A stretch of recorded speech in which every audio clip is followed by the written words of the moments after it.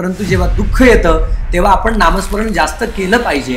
कारण दुःखामध्ये जरी आपण स्वामींचं नामस्मरण केलं, प्रारब्धाचे भोग सरणार नाहीत, परंतु लढण्याची शक्ती नक्कीच निर्माण होते. म्हणून आपण मांसाहार न करता आपण सात्विक आहार घेऊन स्वामींची सेवा केली तर त्याचं फळ लवकर प्राप्त होतं. एखादी भगिनी गृहिणी स्वयंपाक करत आहे, तिच्या मनामध्ये जर परमेश्वराचं नामस्मरण असेल तर ते सत्व गुण त्या अन्नामध्ये उतरतात आणि ग्रहण करणारा जो व्यक्ती आहे त्याचं मन पण सात्विक गुणांनी भरतं. परंतु जेव्हा स्वयंपाक करताना जर आपण म्हणतो की राग असेल मनामध्ये किंवा त्या एखाद्या व्यक्तीबद्दल राग मनामध्ये ठेवलेला आहे, भांडण झालेलं आहे आणि राग करून जर तो स्वयंपाक बनवला तर ते तत्व त्याच्यामध्ये उतरतात आणि ग्रहण करणारा व्यक्ती सुद्धा तशाच तत्वांनी भरतो. स्वामींची जेव्हा आपण जप करतो तेव्हा किती माळांचा केला पाहिजे किंवा कोणती माळ वापरली पाहिजे असं काही आहे का? स्वामींचं नामस्मरण करताना, स्वामींची सेवा करताना आपण रोज सकाळी स्नान झाल्यावर जरी आपल्याला अर्धा तास बसणं शक्य नसेल, 5 मिनिटं जरी आपण स्वामी सेवेसाठी बसले, भक्तिभावाने एकचित्ताने आपण स्वामींचं शांततेत नामस्मरण करावं. नजर लागते किंवा भूतपिशाच्या असं काही गोष्टी होतात तर ते स्वामींच्या सेवेने याचा त्रासातून मुक्तता भेटते का?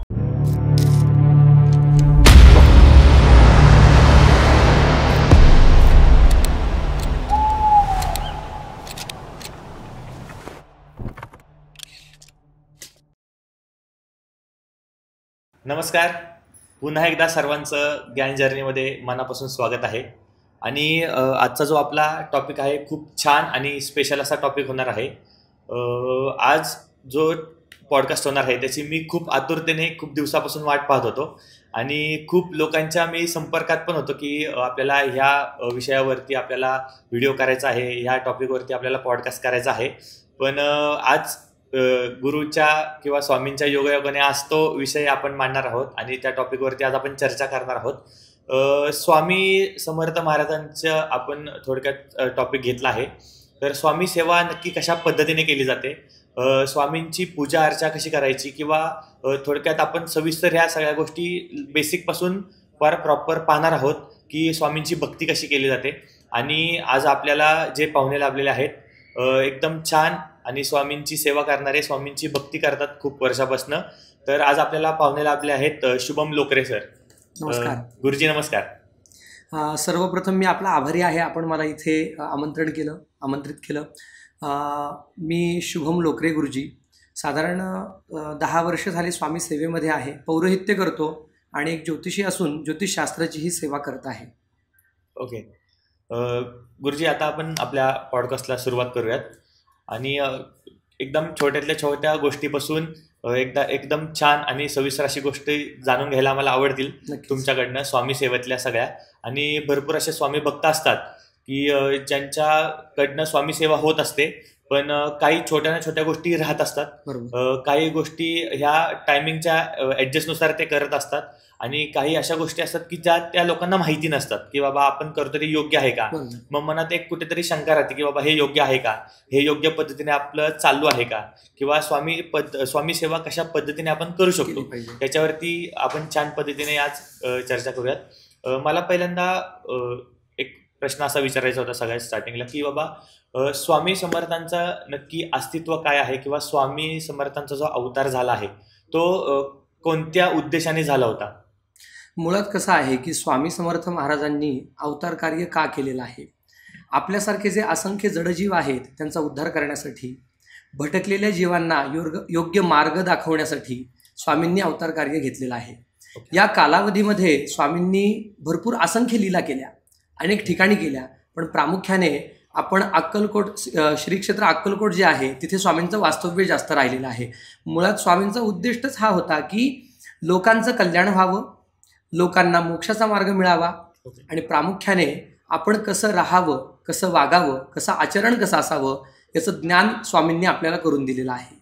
ओके गुरुजी, तुम्ही नक्की स्वामींच्या सेवेचा जो प्रवास आहे तुमचा तो नक्की कुठून स्टार्ट झाला आणि आत्तापर्यंत तुम्ही या कोणकोणत्या सेवा केल्या आणि आत्ता तुम्ही काय करता? प्रामुख्याने इथे येण्याचं कारण म्हणजे असं आहे की स्वामींच्या सेवेमध्ये येण्याचं कारण काय की 2010 साली साधारण माझ्या आईला गर्भाशयाचा कॅन्सर झाला होता आणि तेव्हा आम्ही काय फार मोठे नव्हतो, लहान होतो. कॅन्सर काय हेही माहीत नव्हतं आणि परिस्थिती तशी नव्हती त्याच्याशी झुंज देण्याची, पण एक विश्वास होता आमच्या बाबांना की स्वामी आमच्या पाठीशी आहेत. तेव्हा मुळात आम्ही स्वामींची म्हणजे स्वामी काय हेही माहीत नव्हतं, कारण एवढी सेवा कधी केलेली नव्हती. बाबांना सेवा करताना पाहिलं होतं, आईला सेवा करताना पाहिलं होतं. मग झाला असा प्रसंग की 2010 साली अचानक असं समजलं की आईला कॅन्सर झालेला आहे आणि तो 4थ्या स्टेजचा कॅन्सर आहे, 4th स्टेज कॅन्सर आहे. आणि परिस्थिती नसल्यामुळे बाबांना खऱ्या अर्थाने प्रश्न पडला की आता याच्याशी झुंज कशी द्यायची. तर झालं असं, अनेक ठिकाणी दवाखान्यामध्ये वगैरे दाखवलं. ते म्हणाले की ती गाठ काढणं आपल्याला कठीण आहे, कारण तो बऱ्याच ठिकाणी पसरलेला कॅन्सर आहे. मग आपण बार्शी नावाचं एक गाव आहे जे सोलापूरच्या जवळ येतं, तिथे आईच्या आजारावर आम्ही उपचार सुरू केले. पण आता उपचार घेता घेता स्वामींची सेवा कशी केली बाबांनी आणि स्वामी सेवेतून आणि डॉक्टरांच्या सहाय्याने या कॅन्सरवर कशी मात केली याबद्दलची थोडीशी एक गोष्ट सांगतो. झालं असं, तिथे साधारण 2 महिने माझ्या आईचे उपचार चालू होते. म्हणजे केमोथेरपी आपण ऐकली असेल, ती पण चालू होती. ब्रेकीथेरपी नावाची काही असे लेझर ट्रीटमेंट वगैरे असायची, जेणेकरून ते लेझरच्या द्वारे ती गाठ जाळण्याचा प्रयत्न केला आणि ती गाठ पूर्णपणे जाळून घेतली, म्हणजे नष्ट केली, नाहीसी केली. आणि त्या कालावधीमध्ये पण आम्ही स्वामींची सेवा केली म्हणण्यापेक्षा स्वामींनी करून घेतली. प्रथम जेव्हा कॅन्सर झाला ते आमच्या वडिलांना स्वीकार करण्यासाठी खूप मोठं मन करावं लागलं, कारण एवढी स्वामींची सेवा असूनही हे कसं झालं. पण आईने आणि बाबांनी हे स्वीकारलं की आपलं प्रारब्ध आहे आणि प्रारब्धाप्रमाणे आपल्याला जे भोग येणार आहेत ते आपण टाळू शकत नाहीत. परंतु बाबांनी स्वामींवरची जी श्रद्धा आहे ती कमी होऊ दिली नाही. स्वामींना एवढंच सांगितलं की आमचं जे प्रारब्ध आहे ते तर असणारच आहे, पण त्याच्याशी लढण्याची आम्हाला शक्ती द्या किंवा बळ द्या. मग तिथे 2 महिन्याच्या कालावधीमध्ये आम्ही छोटीशी स्वामींची मूर्ती होती ती बाबांनी तिथे नेली होती आणि स्वामींची तिथे सेवा कशा पद्धतीने झाली. आणि परिस्थिती नसल्यामुळे बाबा गावीच असायचे, ते पण पौरोहित्य वगैरेच करतात, तर पैशांची गरज लागतेच आपल्याला उपचार घेण्यासाठी. तर आम्ही खरं तर 3 भाऊ आहोत, मोठा भाऊ आणि मी. आम्ही दोघे तिथे हॉस्पिटलमध्ये किंवा उपचार घेताना तिथे आम्ही उपस्थित होतो. मुळात माझ्या मोठ्या भावाने खूप आईची सेवा केली, म्हणजे माझ्यापेक्षाही. त्याच कालावधीमध्ये साधारण रोज स्वामींना स्नान घालायचं, स्वामींचं तीर्थ ते आईला प्यायला द्यायचं आणि ते घेऊन आई उपचार घेण्यासाठी जायची. साधारण 2-2.5 महिने हा कालावधी असा गेला. 2 महिन्यानंतर रिपोर्ट खूप चांगल्या प्रमाणामध्ये आले आणि 2010 सालीच आमची आई पूर्णपणे बरी झाली. पण परत असा अनुभव आला, 2 वर्ष व्यवस्थित गेले, पण 2012 साली परत असं समजलं की तो कॅन्सर आता उद्भवला आहे. आणि ही परिस्थिती पण खूप आमच्यासाठी कठीण होती, कारण आर्थिक संकट खूप मोठं होतं, मानसिक बळ कमी झालं होतं बाबांचं की आता कॅन्सर परत आलाय, आता कशी झुंज द्यायची. परंतु स्वामींची सेवा बाबा करत राहिले. स्वामींवरची श्रद्धा होती ती कधी कमी होऊ दिली नाही आणि परत कॅन्सर जो उद्भवलेला होता त्यावर पण आमच्या आईने मात केली. साधारण आता 12 वर्षांचा कालावधी झालेला आहे. आई आमची पूर्णपणे ठणठणीत बरी आहे आणि आईचा आमच्या मुंबईला सत्कार पण झाला कॅन्सर फायटर म्हणून. कारण डॉक्टरही म्हणाले की 100 पैकी असे काही पेशंट असतात की ते याच्यामधून वाचतात किंवा झुंज देऊ शकतात. मुळात त्या डॉक्टरांनी सुद्धा खूप कष्ट घेतले. खरं आपण म्हणतो पण डॉक्टर पण हे देवासारखेच आहेत, त्यांनी पण भरपूर कष्ट घेतात, म्हणजे ते बरं करण्यासाठी पेशंटला त्यांनी भरपूर कष्ट घेतले. स्वामींची सेवा पण बाबांची स्वामींची सेवा खूप केलेली आम्ही पाहिलेली आहे. मुळात त्यांनी केली म्हणण्यापेक्षा स्वामींनी करून घेतली आणि स्वामींनी बळ दिलं. तेव्हापासून स्वामींची सेवा काय असते, स्वामींची सेवा का करावी किंवा स्वामींच्या सेवेतून आपल्याला काय लाभ होतात, हा अनुभव त्या कॅन्सरच्या आजारातून आम्ही घेतला.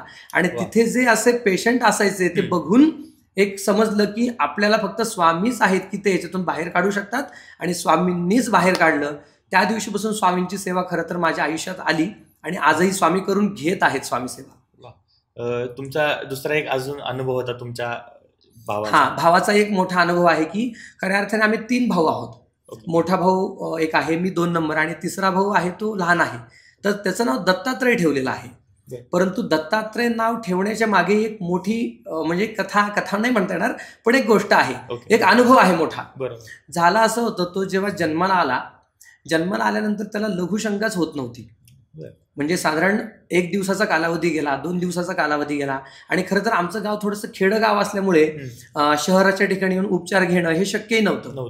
तेव्हा डॉक्टर म्हणाले की आता थोडंसं कठीण आहे याचं जगणं, कारण थोडंसं वेगळ्या प्रकारेच हे समोर आलेलं आहे सगळं. तर मग आता काय करावं? तर मग आमचे बाबा एवढंच म्हणाले स्वामींपुढे की जगला तरी तुमचाच आणि राहिला तरी तुमचाच. मग झालं असं की त्याला तो रडत होता आणि अगदी आता शेवटच्या काही घटिकाच मोजत होता आणि खरा हा प्रत्यक्ष अनुभव आहे. अनेक लोकांचा विश्वास याच्यावर बसणार नाही की असं होऊ शकतं का, पण हे झालेलं आहे. मग आमचे बाबा जे दत्त महाराज आणि स्वामी महाराजांचा एकत्रित असा फोटो होता, रोज त्या फोटोच्या पुढे नामस्मरण सेवा उपासना करायचे. मग तो असा रडत होता, त्याला स्वामींच्या फोटो पुढे ठेवलं आणि स्वामींना एकच प्रार्थना केली की आता शेवटचा माझा प्रयत्न आहे, एवढ्या वर्षांची जर माझी काही सेवा असेल तर मला नक्कीच प्रचिती, जर मी मनोभावाने सेवा केलेली असेल तर मला प्रचिती नक्की मिळेल. आणि ती दत्त महाराजांनी आणि स्वामींनी प्रचिती दिली. प्रचिती अशी दिली, आमच्या बाबांनी स्वामींचं नामस्मरण चालू केलं. नामस्मरण चालू केल्यावर एक माळ पूर्ण जप झाला आणि स्वामींची प्रार्थना करून तो अंगारा त्याच्या कपाळी लावला. जसा अंगारा कपाळी लावला की त्यांनी लघुशंका फोटोवरच केली. बापरे. त्या दिवशी तिथेच बाबांनी त्याचं तिसऱ्या दिवशी नामस्मरण म्हणजे नामकरण केलं आणि त्याचं नाव दत्तात्रय असं ठेवलं. म्हणजे मूळ असे अनुभव आलेले आहेत आयुष्यामध्ये आणि त्याच दृष्टिकोनातून आज स्वामी सेवा घराघरात आहे. आणि योगायोगाने माझा जन्माला आलेला मुलगा ही गुरुपौर्णिमेलाच जन्माला आलेला आहे. एक इच्छा होती की पुढच्या पिढीला सुद्धा आपल्या की स्वामींची सेवा मिळावी प्रारब्धाने. आणि तिथे स्वामींनी संकेत दिलेले आहेत की आता तुमच्याकडून तुमच्या पुढच्या पिढीकडून सुद्धा आम्ही सेवा करून घेणार आहोत. वा, सुंदर. मला असं विचारायचं होतं की जसं आता तुम्ही सांगितलं की तुम्ही इतक्या वर्षापासून स्वामी सेवा वगैरे करताय, म्हणजे स्वामी करून घेत आहे. स्वामी करून घेत आहेत अर्थात. तर आता सामान्य माणसाने किंवा जे नोकरीला आहेत, जे कौटुंबिक घरात राहतात आणि स्वामी भक्त आहेत, तर त्यांनी स्वामी सेवा कशा पद्धतीने करायची हे तुम्ही म्हणजे दैनंदिन सेवा कशी करावी, दैनंदिन सेवा कशी करावी. आता सध्याच्या धावपळीच्या जीवनामध्ये आपल्याला तेवढी आध्यात्मिक बैठक घेता येत नाही. बरोबर. म्हणजे प्रत्येकाला काम असतात, प्रत्येकाला नोकरी आहे. मग पण स्वामी सेवा करण्याची मनामध्ये तीव्र इच्छा असते. मग अशा वेळेला आपण काय करावं? स्वामींचं नामस्मरण करताना, स्वामींची सेवा करताना आपण रोज सकाळी स्नान झाल्यावर जरी आपल्याला अर्धा तास बसणं शक्य नसेल, 5 मिनिटं जरी आपण स्वामी सेवेसाठी बसले, भक्तिभावाने एकचित्ताने आपण स्वामींचं शांततेत नामस्मरण करावं. मग आत्ताच्या कालावधीमध्ये अनेक लोकांना असं ऐकण्यात येतं की बाबा आम्ही 11 माळ जप रोजची स्वामींची सेवा केलीच पाहिजे किंवा स्वामींचं चरित्र सारामृत हे ग्रंथ रोजचं वाचन झालंच पाहिजे तरच ती स्वामी सेवा स्वीकार करतात. मुळात असं नाहीच आहे. स्वामींना काय प्रिय आहे? स्वामींना त्या भक्ताच्या मनातील भाव प्रिय आहे. आपण भाव कसा आहे ते स्वामी स्वीकार करतात आणि पाहतात. त्यामुळे आपण स्वामींची सेवा करताना दैनंदिन जीवनामध्ये आपण सकाळी आंघोळ झाल्यानंतर कामाला जाण्यापूर्वी दिवसाची सुरुवात करताना स्वामी नामानेच आपली सुरुवात करावी. मग याचा अर्थ असा होत नाही की आपण 11 माळाच कराव्यात. आपण 1 माळ जरी केली तरीही स्वामी आपल्यावर कृपा करणारच आहेत. मग लोकांचा अनेक वेळेला प्रश्न येतो की सकाळी आमच्या धावपळीच्या जीवनामध्ये आम्हाला शक्य नाही झालं स्वामींचं नामस्मरण करणं, तर सायंकाळी आम्ही स्वामींची सेवा करू शकतो का? तर नक्कीच करू शकता. जर आपण साधारण कामावर जात असाल, नोकरीसाठी जात असाल, सायंकाळी आल्यानंतर आपण सर्वप्रथम शुचिर्भूत व्हावं, म्हणजे स्नान करावं आणि मग स्वामींचं नामस्मरण करावं. दिवसाची सुरुवात ही स्वामी नामानेच झाली पाहिजे आणि दिवसाचा शेवट ही स्वामी नामानेच झाला पाहिजे. अशा स्वरूपाने आपण स्वामींची सेवा करावी. ओके. सकाळी किंवा संध्याकाळी असं एक स्पेसिफिक टाइम वगैरे असं काही नियम आहेत का? असं काही नाही. मुळात स्वामी सेवेसाठी काळाचं आणि वेळेचं बंधन अजिबात नाही की याच वेळेमध्ये आम्ही स्वामींची सेवा केली पाहिजे, हीच वेळ आम्ही ठेवली पाहिजे, असं काही नाहीये. पण नक्की आहे की आपण एक वेळ जर ठेवली, एक निश्चित वेळ ठेवली तर आपलंही मन तिथे राहतं की नाही की या वेळेमध्ये मला स्वामींची सेवा करायची आहे. आता आपण नोकरीवर जाताना 9:30-10 वाजता तिथे पोहोचतोच ना की नाही, या वेळेत माझी वेळ आहे, तिथे मला पोहोचायचंच आहे. तसं स्वामींची सेवा करताना आपण बंधनात नाही अडकायचंय, परंतु आपण स्वामींची सेवा करताना योग्य वेळ ठरवली म्हणजे आपल्याला त्या सेवेचा ध्यास राहतो. अशा स्वरूपाने आपण स्वामींची वेळ वगैरे ठरवू शकता. आता जसं की आपल्या नजर लागते किंवा भूतपिशाच्या असं काही गोष्टी होतात, तर ते स्वामींच्या सेवेने याचा त्रास मुक्तता भेटते का? नक्कीच. मुळात स्वामी जे हे रूप आहे हे रुद्र स्वरूप आहे स्वामींचं. आणि विशेष वर्णन स्वामींच्या स्तोत्रामध्ये पण आलेलं आहे. डाकिनी शाकिनी भूते आदिव्याधी समस्तही नास्ती तुटती चिंता स्वामींच्या नित्य चिंतने. स्वामींचं आपण जर नित्य चिंतन केलं तर भूत प्रेत पिशाच्य बाधा कधीही आपल्याजवळ येत नाही. मुळात ही स्वामी शक्तीच अशी आहे, स्वामी नामाची शक्ती आहे. या नामामध्ये खूप जास्त सामर्थ्य आहे. कोणत्याही प्रकारची नकारात्मक ऊर्जा आपल्याजवळ येत नाही जिथे स्वामी नाम असतं. म्हणून जर असं कोणाला वाटत असेल की बाहेरची बाधा आम्हाला झालेली आहे, बाहेरची बाधा होती, नकारात्मक ऊर्जेचा त्रास होत आहे, तर स्वामींचं नामस्मरण वाढवावं. जेवढं आपण स्वामींचं नाम घेऊ, स्वामींचं चिंतन करू, त्या चिंतनातून आपल्या सगळ्या प्रकारच्या बाधा निवारण होतात.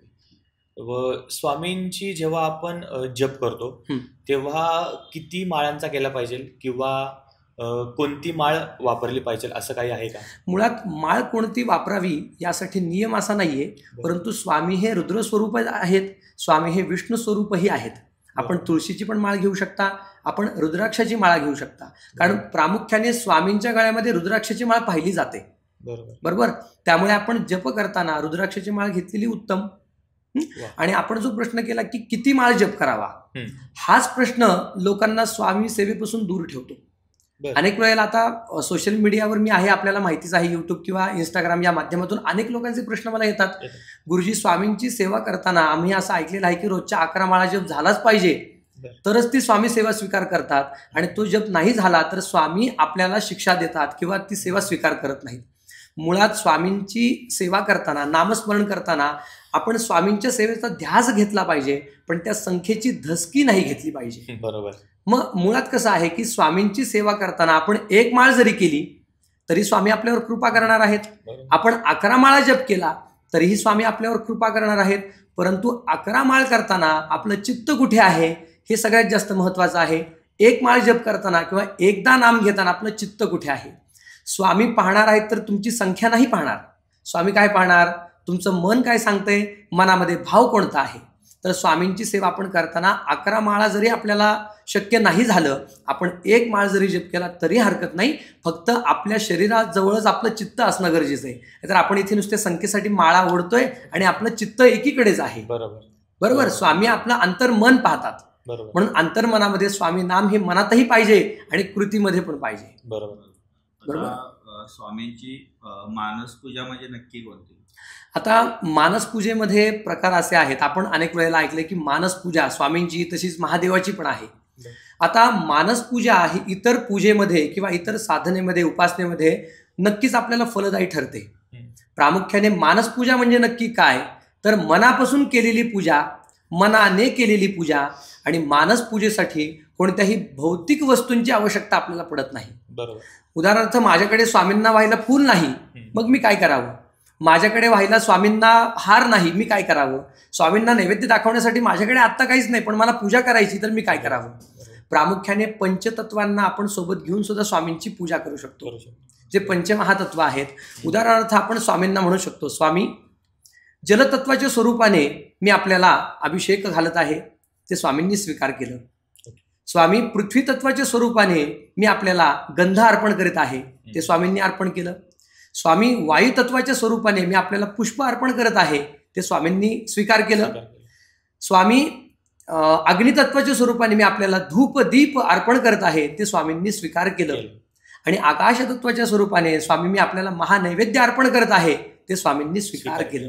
मुळात मानस पूजा करताना आपल्याला सर्व गोष्टी अर्पण करणं, मग सर्व गोष्टी म्हणजे ज्या भौतिक गोष्टी आपल्याला समोर जरी नाही मिळाल्या तरी मनाचं समर्पण करणं. म्हणून आपलं जे मन आहे ते स्वामी चरणावर ठेवणे आणि स्वामींची मानस पूजा करणे. मानस पूजेमध्ये खऱ्या अर्थाने खूप जास्त शक्ती आहे. आणि मला स्वामींना किंवा परमेश्वराला भक्ताकडून अपेक्षाच नाही ना की मला यांनी फूल द्यावं, मला यांनी हे द्यावं. एवढंच की देवतेला प्रसन्न करण्यासाठी आपण त्या गोष्टी त्यांना अर्पण करतो. परंतु मानस पूजेचा हा एक लाभ आहे की मुळात परमेश्वराला आपल्याकडून अपेक्षा नाहीये, आणि आपल्याकडे काही गोष्टी नसतील तर आपण स्वामी सेवा किंवा परमेश्वराची सेवा करू शकत नाही, अशातला भाग नाही. ज्या वेळेला आपल्याला काहीच अर्पण करायला नाही, काही त्यांना नैवेद्य दाखवायला नाही, तेव्हा आपण स्वामींची मानस पूजा करावी. मानस पूजा म्हणजे अर्थातच काय, तर मनातून केलेली पूजा, मनापासून केलेली पूजा, ती मानस पूजा. मला असं विचारायचं होतं की जेव्हा आपण स्वामींची पूजा वगैरे करतो, जेव्हा स्वामींना नित्यक्रमाने पूजा झाल्यानंतर जेव्हा आपण स्वामींना नैवेद्य दाखवतो, तर नैवेद्य असा काही स्पेसिफिक नैवेद्य असतो की स्वामींना काही पदार्थ वगैरे आवडतात? आपल्या रोजच्या दिनचर्येमध्ये स्वामींना विशेष नैवेद्य आपण अर्पण करण्याची आवश्यकता नाही. मुळात स्वामींना आपण रोज, आता कसं की स्वामींना आवडतं पुरणपोळी, स्वामींना आवडते, ते कडगुळ्या म्हणून एक प्रकार आहे, ते कथेमध्ये स्वामींच्या आपण ग्रंथांमध्ये सांगितलं वाचत आहे. आलेलो आहोत, तेही स्वामींना विशेष स्वरूपाने आवडतं, पण हे लोकांना माहित नाही नक्की काय आहे. बरोबर. म्हणून मग प्रश्न पडतो की हे कसं करायचं, काय करायचं. त्यानंतर स्वामींना बेसन लाडू तर अत्यंत प्रिय आहे. आहे. अक्कलकोटला पण विशेष प्रामुख्याने तो प्रसाद मिळतो, भक्तांना दिला जातो. मिळतो, correct. आणि स्वामींना ह्या गोष्टी आपण रोजच्या अर्पण नाही केल्या किंवा रोजच्या नैवेद्यामध्ये नाही घेतल्या तरी चालतं. मुळात स्वामींना आपण नैवेद्याला खडी साखरेचा पण नैवेद्य दाखवू शकतो. मगाशी सांगितलं तसं मानसपूजेच्या स्वरूपाने आपण जरी काही नसेल तरी आपण भाव जरी अर्पण केला तरी ते स्वामी स्वीकार करतात. चालतं. नैवेद्याला घेऊनच असा प्रश्न होता की आजकाल आपल्या घरामध्ये नैवेद्य वगैरे बनतो तेव्हा काही महिला वगैरे बनवतात, साहजिक आहे महिलाच बनवतात. पण जेव्हा आपण नैवेद्य करताना, जेव्हा स्वामींचा नैवेद्य किंवा इतर कुठल्या देवतेचा नैवेद्य बनवताना मनामध्ये काय भाव पाहिजेत, आणि ते जर तसे भाव नसतील, कारण की भरपूर घरात आजकाल वादविवाद होतात, त्याच्यानंतर मग लगेच स्वयंपाकाला घेतलं जातं, पण ते त्यातनं काय भाव निर्माण होतात? मुळात कसं आहे की एखादी भगिनी गृहिणी स्वयंपाक करत आहे, तिच्या मनामध्ये जर परमेश्वराचं नामस्मरण असेल तर ते सत्व गुण त्या अन्नामध्ये उतरतात आणि ग्रहण करणारा जो व्यक्ती आहे त्याचं मन पण सात्विक गुणांनी भरतं. परंतु जेव्हा स्वयंपाक करताना जर आपण म्हणतो की राग असेल मनामध्ये किंवा त्या एखाद्या व्यक्तीबद्दल राग मनामध्ये ठेवलेला आहे, भांडण झालेलं आहे, आणि राग करून जर तो स्वयंपाक बनवला तर ते तत्व त्याच्यामध्ये उतरतात आणि ग्रहण करणारा व्यक्ती सुद्धा तशाच तत्वांनी भरतो किंवा ते गुण असतात त्याच्या मनामध्ये भरतात.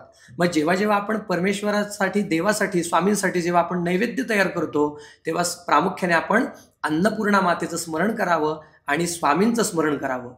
मुळात स्वामींचा आपण एक फोटो अन्नक्षेत्रामध्ये पाहिला असेल, कुठे? अक्कलकोटला. मुळात स्वामींनी अन्नपूर्णा मातेचं सुद्धा रूप लोकांना दाखवलेलं आहे. आणि स्वामींची सेवा जर केली आपण, अन्न बनवताना आपण जर स्वामींचं नाम जरी घेतलं तर ते अन्न कधीच कोणाला कमी पडत नाही. प्रामुख्याने मला असे प्रश्न येतातच. मागेही प्रश्न आला होता की गुरुजी मी घरी स्वयंपाक बनवते तेव्हा तो स्वयंपाक नेहमीच कमी पडतो, पाहुणे आले तरी पाहुणे संतुष्ट होत नाहीत स्वयंपाक माझा ग्रहण करून, तर असं का होतं किंवा मी नक्की काय करावं? तर त्यांना मी एकच सल्ला दिला की जेव्हा जेव्हा आपण अन्न बनवता, एकतर काय करा की स्वामींच्या रूपामधील अन्नपूर्णा मातेचा फोटो आपण स्वयंपाक घरामध्ये लावू शकता, पूर्व पश्चिम या दिशेने. स्वयंपाक करण्यापूर्वी आपण त्या प्रतिमेला नमस्कार करावा, अन्नपूर्णा मातेचं स्मरण करावं, स्वामींचं स्मरण करावं. हे स्वामी देवा, मी जे अन्न बनवणार आहे हे अन्न कोणाला कमी पडू देऊ नको आणि हे वायाही जाऊ देऊ नको. अशी आपण जर स्वामींची प्रार्थना करून अन्न बनवलं तर ते अन्न कधीच कोणाला कमी पडत नाही, कारण त्या व्यक्तीवर आणि ग्रहण करणाऱ्या व्यक्तींवर सुद्धा अन्नपूर्णा देवतेची आणि स्वामींची अखंड कृपादृष्टी असते. तर स्वामी कधी असं भेदभाव करतात का की किंवा गरीब आणि श्रीमंत असं काही? याचं विशेष वर्णन स्वामींच्या स्तोत्रामध्ये दिलेलं आहे. त्याच्यामध्ये असं म्हटलं आहे, गरीबांच्या झोपडीत श्रीमंत सदनी तसे, स्वामी समर्थ संतुष्ट भेदभाव मुळी नसे. गरीबाच्या झोपडीत सुद्धा स्वामी समर्थ संतुष्टच आहेत, श्रीमंताच्या सदनामध्ये सुद्धा स्वामी समर्थ संतुष्टच आहेत. स्वामींनी कधीच भक्तांमध्ये भेद केलेला नाही की हा गरीब आहे म्हणून याच्यावर मी कृपा करणार नाही, हा श्रीमंत आहे म्हणून याच्यावर मी कृपा करेन, असं मुळातच नाहीत. मुळात सध्याच्या काळामध्ये जो स्वामींसमोर श्रीमंती दाखवण्याचा प्रयत्न करतो, स्वामी त्याला श्रीमंतीमधली गरिबी दाखवतात, बरोबर. आणि जो भक्तिभावाने स्वामींचं नामस्मरण करतो, स्वामी त्याला सगळ्याच प्रकारे श्रीमंती देतात. श्रीमंती म्हणजे फक्त पैशानेच असते का? तर नाही. जो भक्तिभावाने स्वामींची सेवा करतो तो भक्तीने श्रीमंत, जो चांगले कर्म करतो तो कर्माने श्रीमंत. आणि स्वामी मुळात तेच पाहतात. आणि स्वामींना या गोष्टी नकोच आहेत. स्वामींना प्रामुख्याने हे धन वगैरे स्वामींना मृत्तिके समान आहे. स्वामींच्या मुखातून आलेलं पण आहे की तुमचं सोनं नाणं हे आम्हाला मृत्तिके समान आहे. मृत्तिका म्हणजे माती. त्यामुळे स्वामींपुढे आपण कधीही श्रीमंतीचा दाखवू नये की मी श्रीमंत आहे किंवा मी तुम्हाला हे दे इच्छितो आहे. मुळात स्वामीच आपल्याला सगळं देत आहेत, आपण त्यांचंच घेतोय आणि त्यांनाच अर्पण करतोय. मुळात हे सृष्टीचे निर्माते ब्रह्मांड नायक आपण त्यांना म्हणतो. आपण जे फुलं अर्पण करतो, जो प्रसाद अर्पण करतो, आपल्याला कोणी दिलंय? मुळात त्यांचीच निर्मिती आहे, त्यांनीच आपल्याला दिलंय आणि आपणच त्यांना अर्पण करतोय. म्हणून जेव्हा आपण त्यांना काही देतो तर त्यांना स्वामींना म्हणावं, स्वामी हे आपणच आम्हाला दिलेलं आहे आणि हे आम्हीच आता आपल्याला अर्पण करतो. हा भाव जर ठेवला तर अजून स्वामी प्रसन्न होतात. मला असा एक प्रश्न विचारायचा होता की आजकाल भरपूर लोक त्या गोष्टी करतात आणि आपण कुणाला रोखू शकत नाही त्यापासून, पण भरपूर लोकांचा मांसाहार भरपूर करण्याचं प्रमाण. यस. आणि त्यातनं पण मांसाहार केल्यानंतर पण काही स्वामी भक्ती वगैरे करतात किंवा स्वामी पूजा करतात, स्वामी सेवा करतात. तर स्वामी भक्ती कितपत मांसाहार केल्यानंतर फळप्राप्ती करते, फलद्रूप होते. येस. तर प्रामुख्याने कसं आहे की आपण स्वामींची सेवा करताना स्वामी आपलं मन पाहणार आहेत. बरोबर. आता आपण शुद्ध आहार म्हणजे सत्वगुण, आपण मांसाहारचा विचार केला तर ते तमोगुण आहे. मुळात प्रामुख्याने आपण जेव्हा भगवंताचं नामस्मरण करतो तेव्हा आपलं अंतर्मन हे शुद्ध आणि पवित्र असणं गरजेचं आहे. आता मांसाहार करा किंवा नका करू हे मी सांगणार नाही, कारण हे पटणार नाही कोणाला. बरोबर. त्यामुळे सांगणं एवढंच आहे की जर आपण शुद्ध आहार घेतला, मनामध्ये आपल्या शुद्ध विचार असणार आणि शुद्ध विचार मनामध्ये असताना आपण जर स्वामींची सेवा केली, नामस्मरण केलं, तर ती सेवा लवकर फलद्रूप होते.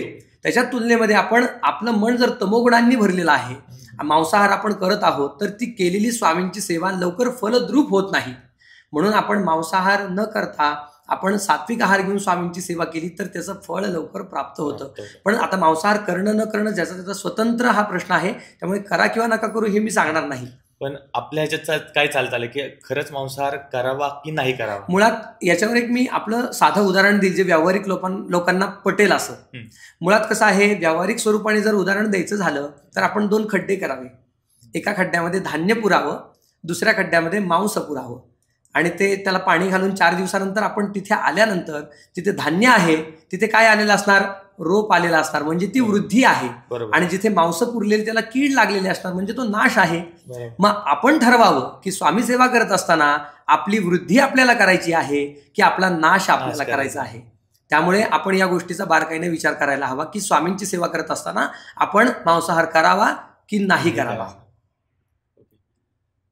माझा अजून एक असा प्रश्न होता की आजकाल काय झालं की स्वामी सेवा करत असताना किंवा आजकाल भरपूर जण आर्टिस्ट आहेत, पेंटिंग वगैरे करतात, तर स्वामींचे भरपूर वेगवेगळ्या रूपात असे स्वामींच्या मूर्त्या आहेत, स्वामींचे फोटोज आहेत की देवीच्या रूपात आहे, विष्णूच्या रूपात आहे, अजून भरपूर अशा प्रकारात स्वामींच्या मूर्त्या आलेल्या आहेत. पण अशा मूर्तीचं पूजन करणं किंवा फोटोचं पूजन करणं योग्य आहे? मुळात कसं आहे की आता गणपतीच्या स्थापनेच्या कालावधीमध्ये शास्त्राने काय सांगितले, पार्थिव गणेशाचा आपल्याला प्राणप्रतिष्ठा करून स्थापना करायची आहे. मुळात आपण काय सध्याच्या काळामध्ये काय झालेलं आहे की आपण देवाचे रूप बदलले आहेतच. मुळात स्वामी महाराजांना आता गणपती आपण काय करतो, 10 दिवस झाले की आपण नंतर तो पार्थिव असल्यामुळे विसर्जन करतो. परंतु स्वामींच्या रूपामधली मूर्ती विसर्जन करण्याची आपली इच्छाही होत नाही की नाही हे स्वामी आहेत म्हणून आपण त्यांना घरात ठेवतो. आणि आपल्याकडून त्याचं पावित्र्य राहिलं जात नाही, नंतर त्या मूर्ती कदाचित खंडित होतात, तो दोष आपल्याला लागतो. मुळात आपल्याला जर तशा मूर्ती आणायच्या आहेत तर तशा मूर्ती जरी नाही आणल्या तर गणपतीच्या स्वरूपामध्ये आपण स्वामींचं स्वरूप बघू शकतो. याचं काय आहे की स्वामींचं जे सहस्र नामावली आहे त्याच्यामध्ये विशेष वर्णन आहे. जर आपल्याला स्वामींनाच जर दुसऱ्या मूर्त्यांमध्ये पाहायचं आहे, दुसऱ्या देवतेमध्ये जर आपल्याला स्वामींना पाहायचं आहे तर कसं पाहावं, तर त्यात सांगितलेलं आहे, मत्स्य कूर्मतू वराह शेषा वामन परशुराम महान पंढरी विठ्ठल गिरिहर विष्णू रामकृष्ण तू श्री हनुमान तूच भवानी काली अंबा गौरी दुर्गा शक्तिवरा जय गुणवंता निज भगवंता स्वामी समर्था कृपा करा. मुळात त्या मूर्ती आपल्याला त्या स्वरूपाची मूर्ती न आणता गणपतीमध्येच जर आपण त्या स्वरूपाला पाहिलं तर ते स्वरूप आपल्याला दिसणार आहे. आपण गणपती बाप्पांच्या स्वरूपामध्ये जर स्वामींना तिथे पाहिलं तर नक्की स्वामींची झलक तिथे आपल्याला दिसणार आहे. याचा एक अनुभव आहे, तो आपल्याला सांगू इच्छितो आहे मी. ह्याच आता तुम्ही हा प्रश्न विचारला की या स्वरूपातल्या मूर्त्या नक्की आणि त्या मूर्तीमध्ये आपल्याला दुसऱ्या देवतेचं स्वरूप दिसू शकतं का, तर एक साधारण 1.5-2 वर्षांचा कालावधी आहे. आमचेच एक मित्र आहेत म्हणजे जवळचे, जसं की माझ्याकडे स्वामी महाराजांचं एक मंदिर आहे पूजेसाठी. अचानक माझं गावी जाण्याचं ठरलं आणि स्वामींची पूजा करण्याचा प्रश्न आला. तर आता त्यांना मी सांगितलं की आता स्वामींची तुम्ही पूजा करा, मी इथे नसणार आहे. तर ते म्हणाले पूजा करण्यासाठी हरकत नाहीये, परंतु माझे आराध्य दैवत म्हणजे पांडुरंग आहेत, कारण ते आहेत पंढरपूरचे. पण स्वामींवर माझी श्रद्धा नाही अशातला भाग नाही, पण तुम्ही सांगताय म्हणून मी सेवा स्वामींची करेन, पूजा वगैरे करतो. मी म्हणाला हरकत नाही, तुम्ही स्वामींची पूजा करून पहा, तुम्हाला काय अनुभव येतो मला सांगा. आणि तुमचा विश्वास बसणार नाही किंवा कोणाचा विश्वास बसणार नाही. ज्या दिवशी स्वामींच्या पूजेला ते गेले, पूजा झाल्यानंतर आरती झाल्यानंतर मला ते म्हणाले की तुमच्या स्वामींच्या मूर्तीमध्ये मला माझ्या पांडुरंगाची झलक दिसली. बापरे, प्रत्यक्षात दिसली म्हणाले. म्हणजे सांगण्याचा उद्देश काय आहे की स्वरूप कोणतंही असो, आपण फक्त मनामध्ये भावना जर तशी ठेवली तर तिथे स्वामी आपल्याला दिसणार आहे. 100%. म्हणून आपण जरी जसा तुम्ही प्रश्न विचारला की ह्या देवतेच्या मूर्त्या की गणपती बाप्पांची अशी मूर्ती ठेवणं योग्य आहे का, आता अर्थातच प्रत्येकाची भावना आहे, परंतु आपण त्या भावनेचा विचार करून त्या मूर्तीमध्येच ते तत्व पाहावं एवढं सांगू इच्छितो आहे. मला असं एक विचारायचं होतं की बाबा जेव्हा आपण स्वामींची भक्ती करतो, जेव्हा आपण नामस्मरण करतो किंवा स्वामींची जेव्हा सेवा करतो, पण भरपूर लोक असे आहेत की जे बोलतात की मी कितीही स्वामींचं नामस्मरण केलं तरी माझ्या मागचं दुःख काही जात नाहीये किंवा आमच्या मागे जे संकट लागलेले ते काही जात नाहीये. याचं नक्की कारण काय आहे? याचं उदाहरण म्हणजे एक श्लोकामधून उदाहरण सांगतो मी की अनेक लोकांना प्रश्न पडतो ना, स्वामींची किंवा अनेक देवतेंची आम्ही सेवा करतो तरी आमचे दुःख का कमी होत नाहीत. तर विशेष श्लोक आहे, आयु प्राणंच वित्तंच अन्नम मरणमेवच पंचैतानी हि सृज्यन्ते गर्भस्थ सेव देहिनः. मुळात आईच्या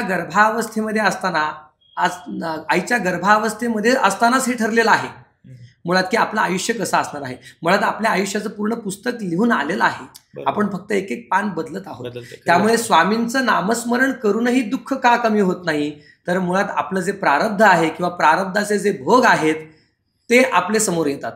आता लोकांचा असा प्रश्न पडतो की स्वामींची सेवा केल्याने प्रारब्धचे भोग संपतात का. मुळात प्रारब्ध हे कोणालाच चुकलेलं नाही, परमेश्वराला सुद्धा चुकलेलं नाहीये.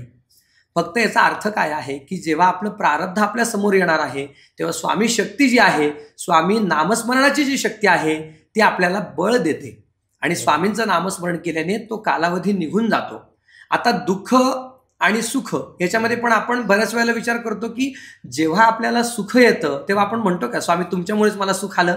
अनेक लोक नाही म्हणत की मी सुखी आहे तुमच्यामुळे आहे, म्हणणारे खूप कमी लोक आहेत. मुळात आणि सुख आणि दुःख म्हणजे काय, तर अनुकूल प्रसंग आणि प्रतिकूल प्रसंग. आपल्या जीवनामध्ये जर अनुकूल प्रसंग आला तर आपण म्हणतो वा माझं कर्म किती छान आहे, त्या चांगल्या कर्मामुळे मला सुख प्राप्त होतंय. पण जेव्हा आपल्या आयुष्यामध्ये दुःख येतं तेव्हा ते आपण स्वीकारत नाही ना की माझ्या वाईट कर्मांमुळे माझ्या आयुष्यामध्ये दुःख आलं. मग तेव्हा आपण स्वामींना म्हणतो स्वामी तुम्ही आमच्यावर का कृपा करत नाहीत, आमचं दुःख का तुम्ही निवारण करत नाहीत. मुळात हे आपलंच कर्म आहे आणि तेच आपल्या समोर आलेलं आहे. फक्त अशा परिस्थितीमध्ये आपल्या मनाचं जे बळ आहे, मन आपलं डगमगून नाही गेलं पाहिजे. स्वामी तुम्ही आहात हा विश्वास जर आपल्यासोबत असेल तर ते दुःख सुद्धा आपल्याला समजत नाही की कसं सुखामध्ये परिवर्तन होऊन जातं. बरोबर. मी असं ऐकलं, माझ्या ऐकवत होतं किंवा मी असं ऐकलं होतं की आपलं जे कर्म असतं किंवा आपण मागच्या जन्मात जे कर्म केलेलं असतं किंवा ह्या जन्मातलं कर्म असेल ते तर आपल्याला इथेच फेडायचं आहे. बरोबर. पण देवाचं जसं तुम्ही आता सांगितलं की जन्माला आल्यापासून ते आपल्यासोबत येणारच आहे. जिथे सुख यायचं तिथे सुख, जिथे दुःख यायचं तिथे दुःख येणारच आहे. पण देवाचं नामस्मरण केल्याने ते संपणार नाहीये. जो तुमचा रस्ता आहे तो आहेच आहे, फक्त ते थोडंसं तीव्रता कमी. मुळात कसं आहे की सांगण्याचा उद्देश काय की देवाचं नामस्मरण केल्याने आपलं प्रारब्ध जे नशिबात आहे ते सगळं आपल्याला भेटणारच आहे, सुख असो किंवा दुःख असो. परंतु सुखामध्ये आपण कदाचित देवाचं नामस्मरण करणार नाहीत, परंतु जेव्हा दुःख येतं तेव्हा आपण नामस्मरण जास्त केलं पाहिजे. कारण दुःखामध्ये जरी आपण स्वामींचं नामस्मरण केलं प्रारब्धाचे भोग सरणार नाहीत, परंतु लढण्याची शक्ती नक्कीच निर्माण होते आणि लढण्याची शक्ती आपल्याला प्राप्त झाल्यामुळे ते दिवस कसे जातात ते आपल्याला समजत नाही, प्रारब्धाचे भोग असे सरून जातात. स्वामींचा खरा एक मंत्र आहे किंवा एक मुख्य स्वामींचं वचन आहे, स्वामींचं वचन आहे की भिवू नकोस मी तुझ्या पाठीशी आहे. तर याचा खरा अर्थ काय नेमकं? मुळात अनेक लोकांना भिवू नकोस मी तुझ्या पाठीशी आहे याचा अर्थ समजलेला नाहीये. अनेक लोकांना माहिती आहे की स्वामी आपल्या पाठीशी आहेतच. मुळात स्वामींनी सगळ्या भक्तांना सांगितलेलं आहे की भिवू नको मी तुझ्या पाठीशी आहे. परंतु जेव्हा आपल्या हातून, आता इथे कर्माचा थोडासा विषय घेतो मी, जेव्हा आपण चांगलं कर्म करतो तेव्हाही स्वामी आपल्या पाठीशीच आहेत. परंतु जेव्हा आपल्या हातून दुष्कर्म घडतं, वाईट कर्म घडतं, तेव्हाही स्वामी आपल्या पाठीशीच आहेत. प्रत्येकाने आपल्या मनाला सांगावं की बाबा चांगलं कर्म करताना स्वामी माझ्या पाठीशीच आहेत आणि माझ्या हातून वाईट कर्म घडतंय तरीही स्वामी माझ्या पाठी राहून माझे कर्म पाहतायत. आणि जेव्हा ब्रह्मांड नायक साक्षात परब्रह्म आपल्या पाठी म्हणजे उभा राहून ज्यावेळेला आपलं कर्म बघतोय तेव्हा आपण आपल्या हातून वाईट कर्म घडतच नाही. मुळात की आपली हिंमत होत नाही की स्वामी माझ्या पाठी राहून पाहतायत की मी काय कर्म करतोय. बरोबर. मग त्यामुळे आपलं वाईट कर्म आपल्या हातून घडत नाही, कारण स्वामी मागे पाहण्यासाठी असतात. ओके. स्वामींचा नक्की जो अवतार आहे तो अक्कलकोट मध्येच व्हायचं काही विशेष कारण आहे का? मुळात कसं आहे की आता गुरु आणि शिष्य यांचं जे नातं असतं ते फक्त या जन्माचं आहे का? नाही, तर जन्मजन्मांतरीचं नातं असतं. आणि ते आता मुळात स्वामी समर्थ महाराजांचे जे अगदी जवळचे प्रिय भक्त होते ते म्हणजे चोळप्पा महाराज. मुळात त्यांची भेट अक्कलकोटामध्ये घ्यायची होती, त्यांची भेट व्हायची होती, म्हणून स्वामी अक्कलकोटामध्ये त्यांचं वास्तव्य किंवा निवास जास्त राहिला.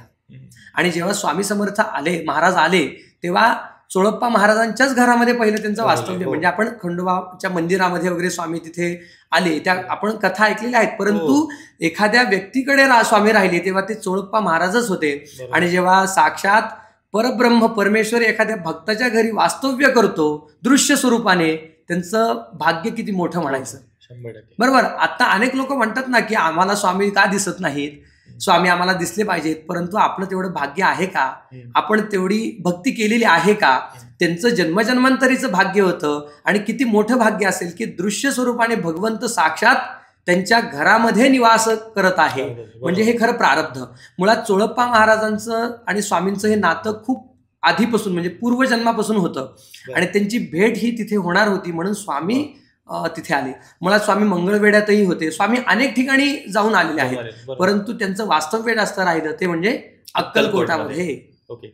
मला ह्याला धरूनच असा प्रश्न विचारायचा होता की भरपूर लोक सेवा करताना काही लोकांना प्रत्यक्षात स्वामींना पाहायचं असतं, पण प्रत्यक्षात का दिसत नाहीत स्वामी, ह्याच्या मागे काय कारण आहे? मुळात भगवंत पाहणे एवढी सोपी गोष्ट आहे का? आणि भगवंताला पाहून भगवंताचं जे तेज आहे, स्वामींचं जे तेज आहे, सध्या आपण म्हणजे सहनही करू शकत नाही असं तेज आहे. मुळात स्वामी आपल्या मध्येच आहेत, आपल्या जवळच आहेत. स्वामींना इकडे तिकडे शोधण्याची आवश्यकता नाहीये. स्वामी माझ्यामध्येच आहेत. आपण ज्या वेळेला स्वामी भक्त समोर पाहतो की आपण विचारच असा करावा की प्रत्येक स्वामी भक्तामध्ये स्वामी आहेत. स्वामींना शोधण्याची गरज नाही, तर स्वामींना अनुभवायची गरज आहे की स्वामी आपण आहात आणि आपण माझ्या जवळच आहात, माझ्यातच आहात. स्वामींना पाहण्याची. आणि स्वामी कोणत्या ना कोणत्या रूपामध्ये आपल्याला नक्कीच दृष्टांत देतात, पण दृश्य स्वरूपाने स्वामींना पाहणं सध्या तरी आपल्याला शक्य नाहीये. त्याच्यासाठी तेवढी भक्ती लागते आणि स्वामींची तेवढी सेवा लागते. अनेक असे भक्त त्यांचं नशीब होतं, त्यांचं प्रारब्ध होतं, त्यांचं भाग्य होतं, म्हणून त्या काळामध्ये स्वामी त्यांना दृश्य स्वरूपाने दिसले. आताही काही असे लोक आहेत का की बाबा ज्यांनी स्वामींना पाहिलेलं आहे किंवा प्रत्यक्षात भेट वगैरे झालेली आहे? मुळात अनेक लोक आहेत असे, किंवा अनेक लोक म्हणतातही की आम्ही स्वामींना पाहिलेलं आहे, पण आता हे कितपत योग्य मला माहित नाही. कारण स्वामी आपल्याला दिसणं हे खऱ्या अर्थाने सध्याच्या काळामध्ये एवढी सोपी गोष्ट नाहीये. आणि सहज मुळात स्वामी आहेत हे मान्य आहे, स्वामी सगळीकडेच आहेत, परंतु दृश्य स्वरूपाने असे स्वामी आपल्याला दिसतील अशी अपेक्षा न करता स्वामी, आता आपण जर म्हटलं की स्वामी अनेक लोकांना दिसले तर मग भक्तांच्या मनामध्ये येतं, मग त्यांना दिसले तर आम्हाला का नाही दिसत बाबा, आम्ही का स्वामींची एवढी सेवा काय कमी पडलो का? परंतु स्वामी आपल्याला दिसणं यापेक्षा स्वामी आहेत आणि स्वामींचा अनुभव आहे, स्वामी माझ्या जवळच आहेत, आणि अशी जर भावना आपण ठेवली तर स्वामी नक्कीच आपल्याला परिचिती देतात आणि कोणत्या ना कोणत्या रूपामध्ये आपल्याला नक्कीच दर्शन दृष्टांत देतात. फक्त भक्ती तशी असावी आणि त्या भक्तीमध्ये अपेक्षा नसावी. आणि नक्की स्वामींची काय अपेक्षा असते आपल्या भक्ताकडून, की त्यांनी कोणत्या गोष्टीचं पालन केलं पाहिजे, पूजा अर्चा कशी केली पाहिजे? असं मुळात कसं आहे की स्वामींना भक्ताकडून काही नकोय. स्वामींना काय हवं आहे? फक्त जो भक्त माझे नामस्मरण करीत आहे, माझे नाम घेत आहे, त्याच्या मनामध्ये भाव कोणता आहे? आपण म्हणतो ना भगवंत भक्तीचा भुकेलेला आहे. भगवंताला स्वामींना फक्त त्या भक्ताच्या मनातला भाव कसा आहे ते स्वामी पाहतात. स्वामींना आपण काही म्हणजे आपली तेवढी पात्रता नाही की आपण स्वामींना काही द्यावं. बरोबर. मुळात त्यांनीच, मी मगाशी सांगितलं की त्यांनीच आपल्याला दिलेलं आहे. मुळात आपण आपलं जे मन आहे, मनामध्ये एकचित्ताने स्वामींचं नामस्मरण करावं, ते स्वामींना प्रिय आहे. आणि स्वामींना भक्ताकडून एवढंच हवं आहे की त्या भक्ताने चांगलं कर्म करावं, चांगल्या कर्माने राहावं आणि नामस्मरण करावं. आणि मुळात स्वामींची सेवा करताना आपण अपेक्षा भाव मनामध्ये ठेवू नये. अपेक्षा मनामध्ये जर आपण अपेक्षा भाव मनामध्ये जर ठेवला तर ती भक्ती किंवा तो भक्त किंवा ती भक्ती नाही म्हटली जाणार. तो स्वामींसोबत केलेला व्यवहार. आता अनेक लोक काय करतात, स्वामी आम्ही तुम्हाला 11 नारळ अर्पण करतो, स्वामी आम्ही तुम्हाला फूल अर्पण करतो, आम्ही तुम्हाला प्रसाद अर्पण करतो, तुम्ही मला ही माझी मनोकामना पूर्ण करा. पण मुळात स्वामींना आपण काय म्हणतो, स्वामी ही आई आहे. बरोबर. मग आपण बऱ्याच वेळेला असा प्रश्न पडतो ना, मला मागेही एक जणांनी प्रश्न विचारला होता की स्वामीच लवकर मनोकामना का पूर्ण करतात? स्वामींना आपण काय म्हणतो? स्वामींना आपण म्हणतो स्वामी आई. आणि मुळात एखाद्या मातेच्या मनामध्ये त्या लेकराच्या प्रती ममताभाव अधिक प्रमाणामध्ये असतो. जर आपण स्वामींना आई म्हणत आहोत तर त्या स्वामी आईच्या मनामध्ये त्या लेकराच्या प्रती आपण म्हणतो ना की ममताभाव लवकर जागृत होतो. मुळातच तो अधिक प्रमाणामध्ये आहे. आणि भक्त संकटात असताना, त्यांचं लेकरू संकटात असताना त्यांना सांगायची गरज आहे का स्वामी मी संकटात आहे म्हणून? अर्थातच नाही. कारण स्वामींना मागण्याचीही काही गरज नाहीये. फक्त आपण भक्तिभावाने विश्वासाने स्वामींची सेवा करावी. आपल्यावर संकट येण्यापूर्वीच स्वामींनी ते निवारण केलेलं असतं, कारण आपण त्यांना आई मानतो. बरोबर. 100% खरी गोष्ट आहे. स्वामींच्या नामजपाने किंवा स्वामींचं सतत नामस्मरण केल्याने आपल्या दुःखाची किंवा वेदनांची तीव्रता कमी होऊ शकते का? मुळातच होते. कसं आहे सांगू का, की आपण मगाशी सांगितलं की प्रारब्धाचा आपण विचार केला तर नामस्मरण केल्याने दुःख कमी होतच. आता याच्यावर एक छोटीशी कथा आहे, मी तुम्हाला सांगतो, आपण ऐकली असेल. स्वामी महाराजांचे अगदी जवळचे भक्त म्हणजे चोळप्पा महाराज, आणि त्यांच्या ज्या धर्मपत्नी होत्या त्या म्हणजे येसूबाई माता. एक दिवस असा प्रसंग झाला होता, साधारण सायंकाळच्या वेळी त्यांच्या हाताला विंचवाने दंश केला होता आणि त्यांना भरपूर यातना होत होत्या, भरपूर वेदना होत होत्या. स्वामी महाराज समोर होते. त्या म्हणाल्या स्वामी काहीतरी करा, मला खूप जास्त यातना किंवा वेदना होत आहेत. खूप मोठ्या मोठ्याने रडत होत्या, जीव कासावीस होत होता. तेव्हा स्वामींनी काय केलं, त्यांच्या पायातला जोडा त्यांच्याकडे फेकला आणि याच्यामध्ये हात घाला असं स्वामींनी सांगितलं. येसूबाई मातेला असं वाटलं, हे असं स्वामी का मला म्हणतायत? म्हणजे त्या म्हणाले स्वामी मी एवढ्या वेदनेमध्ये आहे तरी पण आपण माझी थट्टा किंवा चेष्टा करत आहात. स्वामी म्हणाले तुला जर तुझा त्रास कमी करायचा आहे तर मी सांगतो ते कर. तर त्यांनी काय केलं, त्या जोड्यामध्ये हात घातला आणि जसा त्या जोड्यामध्ये हात घातला तर विंचवाचा जिथे दंश झालेला होता त्या ठिकाणी थंडावा जाणवला आणि त्या यातना वेदना कमी झाल्या. नंतर परत त्यांनी तो हात बाहेर काढला की परत वेदना चालू झाल्या. परत नंतर त्यांनी तो हात आतमध्ये घातला की वेदना थांबल्या आणि त्यांना तशीच झोप लागली. सांगण्याचं तात्पर्य काय, जेव्हा जेव्हा स्वामींचं नाम आपल्या जवळ असतं, स्वामींचं नामस्मरण जेव्हा जेव्हा आपण करतो तेव्हा दुःख हे आपल्याला समजत नाही. दुःखाचं परिवर्तन सुखामध्ये झाल्याशिवाय राहत नाही. म्हणून जेव्हा स्वामींचं नाम जवळ आहे तेव्हा दुःख आपल्याला जाणवत नाही. परंतु दुःखामध्ये जर आपण स्वामींचं नामस्मरण सोडलं की त्या दुःखाची तीव्रता अधिक प्रमाणामध्ये आपल्याला जाणवते. बरोबर. आपण आता जेव्हा गुरुचरित्र ग्रंथाचं पारायण करतो किंवा अजून कुठला असा स्वामींचा ग्रंथ आहे का की ज्याचं आपण पारायण करू शकतो, ज्याची काही नियमावली वगैरे अशा पद्धतीने नाही? कारण की गुरुचरित्राचं पारायण करायचं म्हटल्यावर नियम आहेत, 16 करावं लागतं. त्याच्यामध्ये पण अजून भरपूर काय काय प्रकार आहेत ते पण सांगा तुम्ही. आणि गुरुचरित्राचं पारायण करताना कुठले कुठले नियमावली येतात किंवा स्वामींचा असा कोणता ग्रंथ आहे का की ज्याचं आपण पारायण करू शकतो? मुळात अनेक लोक असे आहेत की ज्यांना गुरुचरित्र वाचन करणं हे शक्य होत नाही. मुळात गुरुचरित्र वाचन करण्यासाठी तेवढं प्रारब्धही लागतं. सगळ्यांच्याच नशिबात नाहीये गुरुचरित्र वाचन करणं. अनेक लोक अनेक वर्षांपासून सेवेमध्ये आहेत तरीही गुरुचरित्र वाचण्याची संधी किंवा ते भाग्य त्यांना प्राप्त झालेलं नाही. मुळात आपल्या पूर्वजन्माची म्हणजे मुळात गुरुकृपा आपल्यावर तशी असायला हवी, तेव्हाच आपल्याकडून गुरुचरित्राचं पारायण घडतं.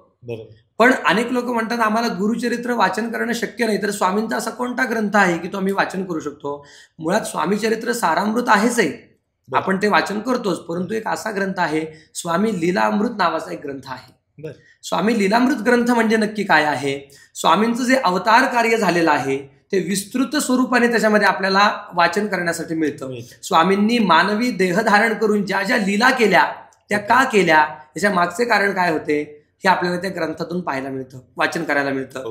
मुळात तो ग्रंथ प्रत्येक स्वामी भक्तांनी वाचन करावा. या ग्रंथाबद्दल उल्लेख करण्याचं माझं कारण असं आहे, अनेक लोकांना हा ग्रंथ माहीत नाहीये. बरोबर. तर हा जो ग्रंथ आपण वाचन केला तर डोळ्यामध्ये पाणी आल्याशिवाय राहणार नाही आणि आपल्या अंगावर शहारे आल्याशिवाय राहणार नाही, असा हा ग्रंथ आहे. आणि या ग्रंथाचं विशेष म्हणजे गुरुचरित्र एवढे असे नियम नाहीयेत. जसं की गुरुचरित्राचे नियम म्हणजे आपण पायामध्ये चप्पल घालायची नाही, एक अन्न ग्रहण करायचं, तसं याच्यासाठी नियम काही नाहीयेत. फक्त आपलं मन शुद्ध असावं आणि मनामध्ये आपल्या पवित्रता असावी. आणि ज्या ज्या वेळेला आपण हे गुरु लीलामृताचं आपण पारायण करणार त्यावेळेला आपल्या मनामध्ये भावना तशी असावी की गुरुचरित्र मी वाचन करत नाहीये, परंतु गुरुचरित्राचं फळ मला या ग्रंथातून प्राप्त होणार आहे, अशी भावना नक्की ठेवावी. आणि खऱ्या अर्थाने तो ग्रंथ आपण नक्की वाचन करावा. आपल्याला जे अनुभव येतील ते आपण स्वतः मला सांगाल.